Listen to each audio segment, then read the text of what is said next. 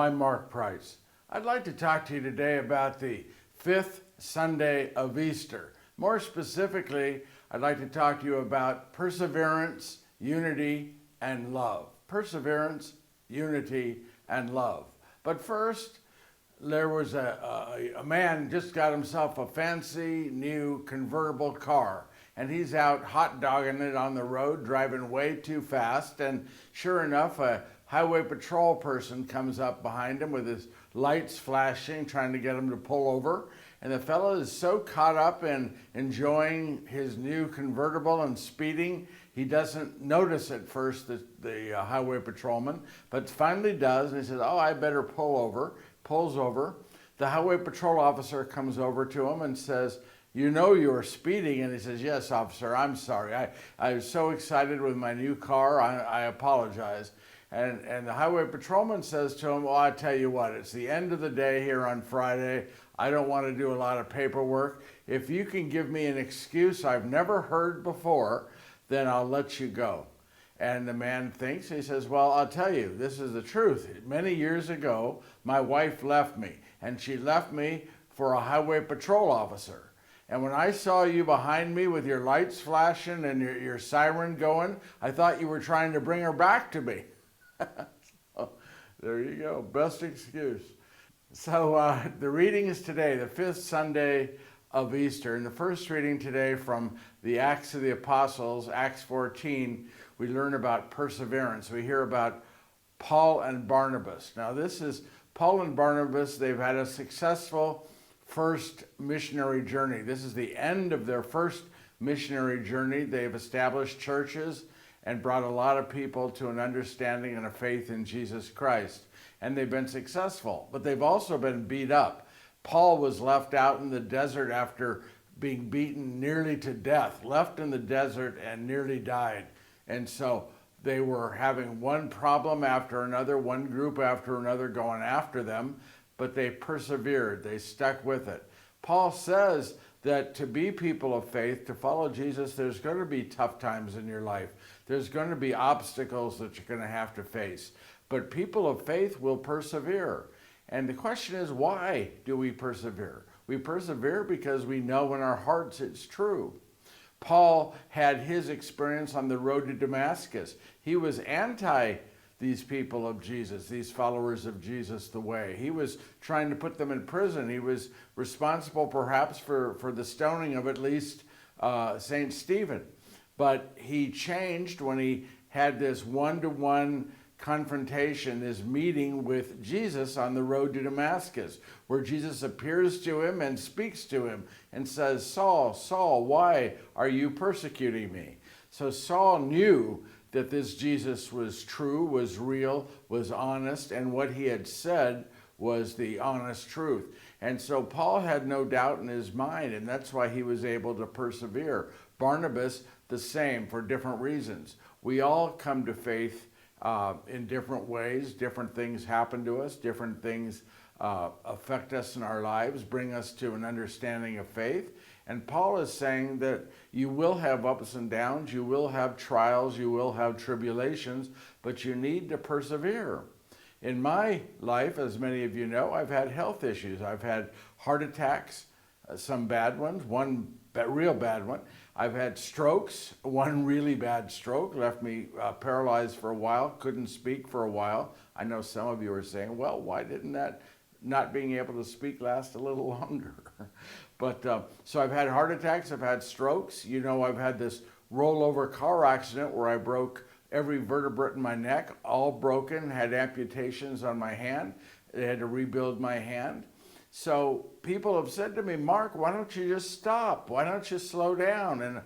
And I look at that and I say, why? Did Jesus change? Is he still the same Son of God who died on that cross for me? Well, I believe he is. I have faith that he is. And my faith is such that no matter what trials, no matter what tribulations, no matter what obstacles come, it doesn't change what I believe. And I believe that we are to use whatever talents and gifts we have to bring people to an understanding of that faith so that we even strengthen and grow in our own faith. So the first reading says, no matter what the world throws at you, no matter what happens, persevere, stick with it, hold strong to your faith, because that's what we are called to do.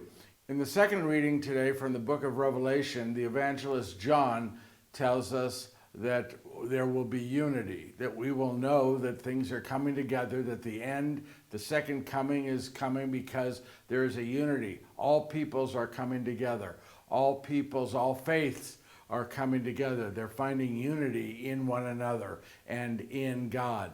And it's interesting, I received a text a couple weeks ago from a longtime friend of mine, not a Catholic, but still a very, very strong Christian. And she wrote to me that maybe this Pope, it was in response to my prayer for the new Pope, and she wrote, well, maybe this Pope will help to bring about the unity that is promised in the scriptures, that has to happen before the coming of Jesus again. So maybe that's true. We'll pray for unity. It is in unity that we will discover that Jesus is real. When we realize that we have to stop focusing just on ourselves, but that we are all in this thing called the world, this thing called faith, growing in our faith together. We have to look for unity. Over my 51 years now of being in ministry, I've taken hits from all sides. I've taken hits from my own church, the Catholic Church. Remember years ago, a nun called me on the carpet and had a private meeting with me and said that my Catholicity was in question because I was involved in teaching, preaching, and being part of the preaching program up with Dr. Robert Schuller at the Crystal Cathedral. And I said, well, if my Catholicity is in question for preaching or teaching at the Crystal Cathedral, then I want to suggest that Bishop Fulton Sheen should also be called into question, or Father Henry Nouwen, because they too preached and taught at the Crystal Cathedral.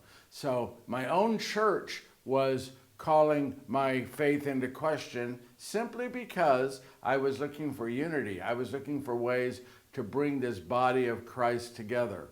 And the other faiths have attacked me over the years because I'm Catholic. So I couldn't win sometimes. My own church was mad at me for one reason or another, and other churches were mad at me for one reason or another. But I really haven't changed. I have believed since the time I'm 11 that God came for all of us. And even though I love being Catholic and I'm a proud Catholic, I still have, I take advantage of every opportunity, every invitation to speak at, to preach to be with people of other faiths. Because it is in that unity that John talks about in today's second reading, that coming together, that we are preparing for the second coming of our Lord and Savior, Jesus Christ. And in today's gospel, we learn about love. This is taking place in today's gospel. It's the Gospel of John, right during the Last Supper. So this is Thursday, less than 24 hours later, Jesus is going to be dead on that cross. The same night as this Last Supper, he's going to be betrayed by one of his own. He's going to be arrested. He's going to be put on trial. And then the next morning, Friday morning, tomorrow morning, he was going to be executed on that cross, crucified, a horrible, horrible, painful death. He will be beaten and scourged. Judas has just left the room. He's just left the dinner to go and betray Jesus. And the apostles are sitting around. And what does Jesus do? Jesus knows what Judas is about to do. Jesus knows what's going to happen to him very soon. Does he say, you have to figure out ways to hide me? You have to figure out ways to avenge me? You have to figure out ways to protect me? No. He spends the time, even though he knows he's about to be arrested and suffer and die, he spends the time teaching. And what does he teach? He teaches the greatest commandment, to love God and to love one another. In fact, he specifically says in this reading today, love others the way I have loved you. And how did Jesus love us? He died for us.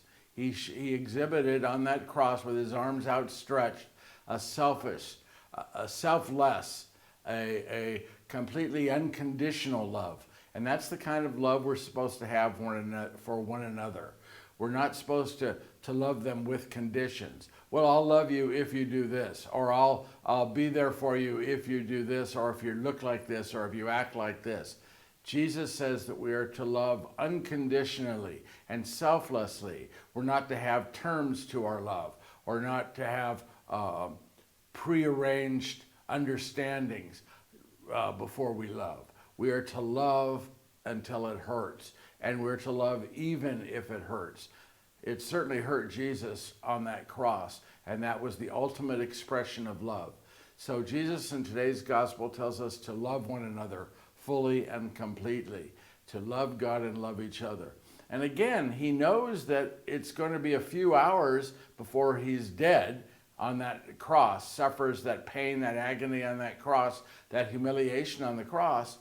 But he doesn't focus on that. He's focused on the fact that he really wants us to get our acts together. And to get our acts together, we have to learn that love is important. Love is primary. Because with love, we have forgiveness. With love, we learn grace. With love, we learn mercy. So Jesus teaches us in this gospel reading today that we're to love God and to love each other and to love each other in the way he loved us. Amen? So this fifth Sunday of Easter, the three messages are, let us persevere no matter what troubles we run into, how difficult it is, how bad we feel. Let's persevere, stand strong for our faith, because we know in our heart it is real. And how do we know it's real? Because of the resurrection. By the way, whenever I perform Simon Peter, it always strengthens my faith, because I realize and know that Peter lived 35 years after Jesus was gone from this earth. And he was arrested, he was beaten, he was threatened with death multiple times. And all he had to do was shut up. All he had to do was stop talking about Jesus. But he could not do that because he knew it was real. He knew that Jesus was real. He knew the resurrection was real.